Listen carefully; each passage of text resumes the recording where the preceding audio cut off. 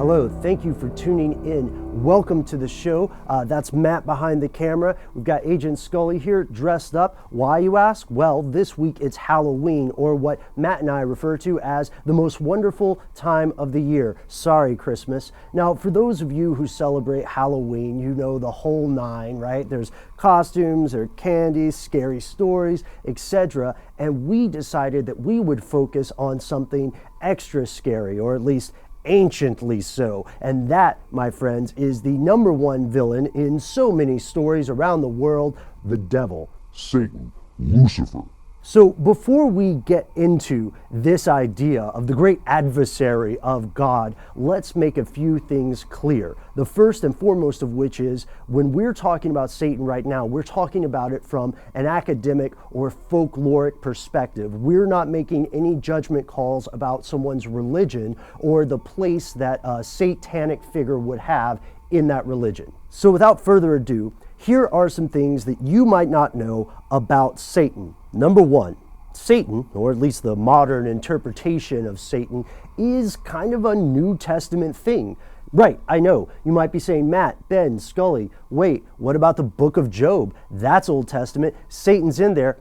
But therein lies a little bit of shenanigans translation-wise, because, as it turns out, that Satan is referred to as something called Ha-Satan. And Ha-Satan, H-A-Satan, is a word that means something like the challenger. And in this sense, Satan, or Ha-Satan, whomever that might have been, is sent by God as an angel who gives people challenges and obstacles to make it even more important when they choose the good side or the correct action. In this case, in this sense, then what we later call Satan becomes sort of a special agent of God, who's sent there under God's command rather than in conflict with a great creator.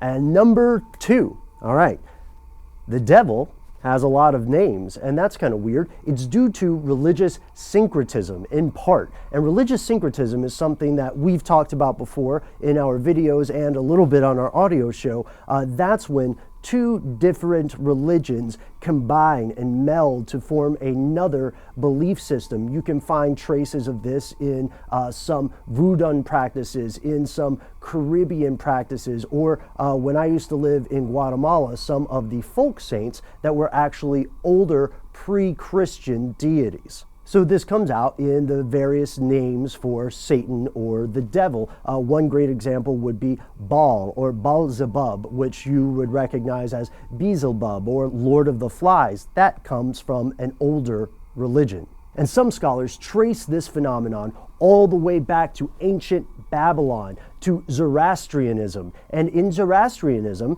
so the theory goes, Second Temple era Judaism ran into an evil deity that is acknowledged in the religion of Zoroastrianism. The name of this deity, or this evil spirit, is Angra Mainya. And the interpretations of this have also changed throughout the years, but the theory is that this encounter, this cultural encounter, is what changed the interpretation of an angel sent by God to challenge people into something much more adversarial.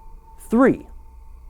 What does the devil look like? Now, this might surprise some people, right? Because we have a fairly solid, consistent image of Satan in Christianity and in some degrees in Islam, at least fairly consistent characteristics. But if you're watching this, then you probably already know that the whole hooves and horns thing was not actually in the Bible or in the books of any Abrahamic religions. We also know that the pitchfork the devil was holding is actually a trident, probably borrowed from Greek and Roman gods. And throughout history, the devil has numerous appearances in all kinds of texts. So much so that it's almost as if medieval scholars drawing a picture of the devil just kind of winged it and went with whatever they thought was scary or evil at the time. So let's go back to the hooves and the horns, that bit, right? Well, you would probably think that if the trident came from Greek and Roman gods, then surely that satyr-like appearance did as well. Surely this is a representation of the god Pan. But when did this happen? More recently than you might think. According to an author named Ronald Hutton, this whole pan influence on the figure of the devil didn't come around until the 19th century when people were aware of neo-paganism. 4. The whole idea that you could sell your soul to the devil in exchange for amazing riches and superpowers. Well, it turns out that kind of traces back to a more recent time too. That goes back to the German legend of Faust, where Faust sells his soul to Mephistopheles in exchange for wealth and women and all this other great stuff. In the canonical stories, the devil serves as a tempter, right, and wants souls, but doesn't necessarily give people amazing frigging powers in exchange for their soul. 5, and this one is a little bit more of a question. Okay, so we know now that a lot of the modern interpretations or perspectives on this figure of Satan actually come from non-biblical sources. They come from things like Dante's Inferno, a work of fiction. They come from legends like Faust. They come from fanciful drawings and ancient manuscripts. That's all, if you think about it, the media of its day. So here's the question. Will recent or more modern interpretations of Satan become things that future generations consider part of the canonical devil? And if so, which interpretations do you think will figure into this larger mythos? For example, Al Pacino in The Devil's Advocate, that's one. Do you have one, Matt? Dave Grohl in The Pick of Destiny. Dave Grohl in The Pick of Destiny. Yeah, perhaps Tim Curry in Legend. Who knows? We'd like to hear from you. What are the most powerful representations in pop culture, at least, or modern folklore and fiction of the devil? And there's one other thing, because this, keep in mind, is just an update on the way to our newest episode later this week. Are devil worshippers real?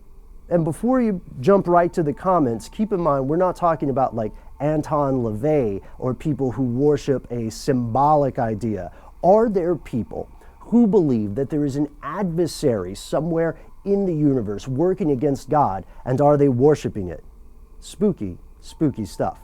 Thanks so much for watching. Stay tuned. Take care this Halloween. And if you have an idea for an upcoming topic, please do let us know in the comments. Subscribe and send us an email directly. We are conspiracy@howstuffworks.com. Hey, is Scully closer to me than she was when we started? Yeah, that's weird. Let me go back and check the tape. Matt?